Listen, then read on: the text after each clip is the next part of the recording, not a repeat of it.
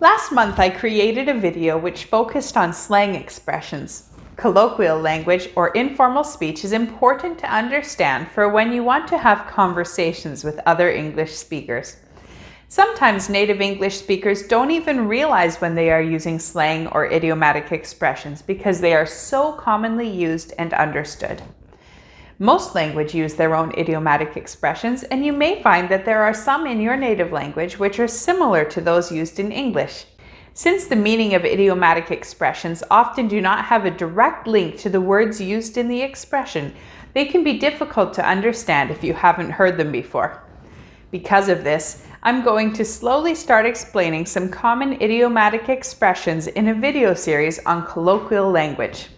Let's take a closer look at 25 of those phrases today. Through thick and thin.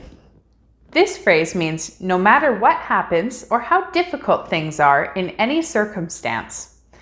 You may hear it in a context like, they've been best friends through thick and thin. Break a leg. This phrase typically is used in the context of some kind of theater or performance. It means good luck or go do a good job. Raining cats and dogs. If it's raining cats and dogs outside, it means that it is raining really, really hard out. Most people would not want to be caught out if it is raining that much. It takes two to tango. This phrase is typically used as a standalone comment, meaning that it forms its own sentence. Basically, it refers to the idea that both people who are caught in a disagreement have some kind of responsibility for it, and that problems tend to not be all due to one person. Beat around the bush. You may hear someone tell you to stop beating around the bush. This means that they want you to say something directly or get to the point. When someone is beating around the bush, it means that they are speaking a lot without telling the listener exactly what they are trying to say. Penny for your thoughts? Typically, a penny for your thoughts is used as an independent phrase. It is an expression which a speaker will use to ask someone what they are thinking about in the moment that it is asked. Actions speak louder than words. When someone uses the phrase, actions speak louder than words, what they are trying to say is that the action someone takes shows how they really feel about something more than the words that they say. For example, if your friend tells you that they will always be there to support you, but when you have a tough time, they stop answering your calls, the action of not supporting you shows what they really mean more than the words that they said when they told you that they would be there for you. On cloud nine. When someone is on cloud nine, they are very happy about something. For example, if someone has just gotten very good news and are excited all day, they might say, "I'm on cloud nine." How are you holding up? How are you holding up is a different way to ask someone how they are feeling. Typically, it is used in the context that the speaker already knows that the person they are speaking to has been having a difficult time lately. For example, if they were let go from their job or got into some kind of an accident. When someone is checking in with that person, they may ask, "How are you holding up?" as a substitute for "How are you doing today?" Clear as day, clear as the nose on my face, clear as a bell. All three of these expressions mean the same thing, and they can be used interchangeably. Basically, it just means that something is very clear or very easy to see or understand. Throw caution to the wind. When someone is said to throw caution to the wind, it means that they have stopped being careful or cautious. This may refer to them doing something dangerous, or it could just mean that they are doing something out of the ordinary, or that could result in them failing. For example, if someone is cooking and they add some extra ingredients that they don't know will work with their recipe, they can be said to be throwing caution to the wind. Go the extra mile. When someone goes the extra mile, it means that they did more than what was expected in a given situation. People who regularly go the extra mile are generally seen quite favorably, especially at work. This can be conjugated as well. For example, they really went the extra mile on that assignment. Sitting on the fence or on the fence refers to a situation where someone is having a hard time making a decision between two options. For example, if someone is considering taking a trip but can't decide if they want to go to Thailand or the Philippines, they could say, "I'm on the fence. They're both really great options." Better late than never. This refers to something being done, even though it is completed later than was expected. The phrase itself is saying that it is better to accomplish the target late than to not accomplish it at all.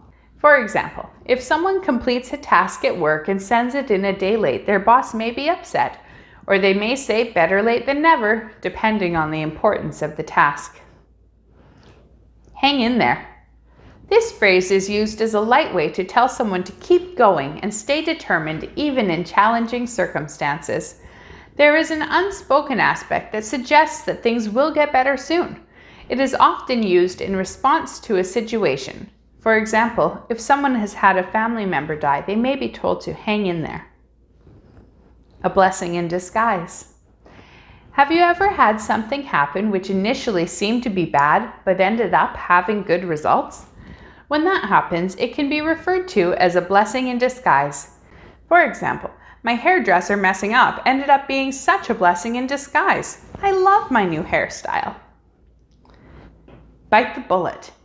When someone bites the bullet, they are typically deciding to do something which may be unpleasant or that they just don't want to do. For example, I've been avoiding organizing the garage for a long time, but today I'm just going to bite the bullet and do it. Call it a day, or call her a day. The expression call it a day typically means that someone is ending a particular activity for the day, since they have decided that enough work has been done on that activity for the current time. You may hear this phrase at the end of your workday. For example, "You've done a lot today. Why don't you finish up that page and then call it a day?" Generally, in this scenario, the person is being told to go home and rest. Leave no stone unturned. You can imagine this phrase as if it were a field of rocks and you were trying to find something underneath one of those rocks. If that were the case, you would go and turn over every single stone until you found the right one. This phrase is used metaphorically to mean that you should do everything you can and try every possible solution in order to achieve something. Good luck. Good luck is a simple way to wish someone success with something that they are working on, and it is typically used as a phrase by itself. A dime a dozen. When something is a dime a dozen, it is considered to be very common and not particularly valuable. It refers to things that in the past may have been so cheap that you could buy a dozen of them for 10 cents. For example, those cups look nice, but they're really just a dime a dozen. Easy does it. Easy does it is used independently to tell someone to do something slowly and carefully.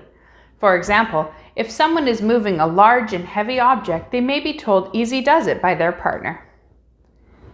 Let the cat out of the bag. This phrase refers to a secret which has been shared, possibly by mistake or before it was ready to be shared. For example, if you accidentally tell someone that your friend is pregnant and she hasn't shared it with anyone yet, you may say, "Whoops, I guess I let the cat out of the bag." Cut someone some slack. When you cut someone slack, you give them some lenience in their performance. It can also be used as a request.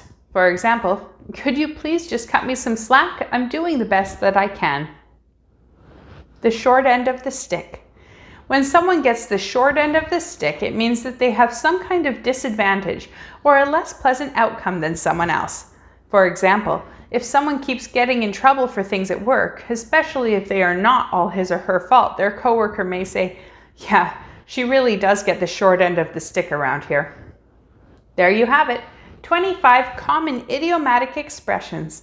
Stay tuned for our next video on idiomatic expressions to learn the meaning of even more phrases in spoken English. Have a great day!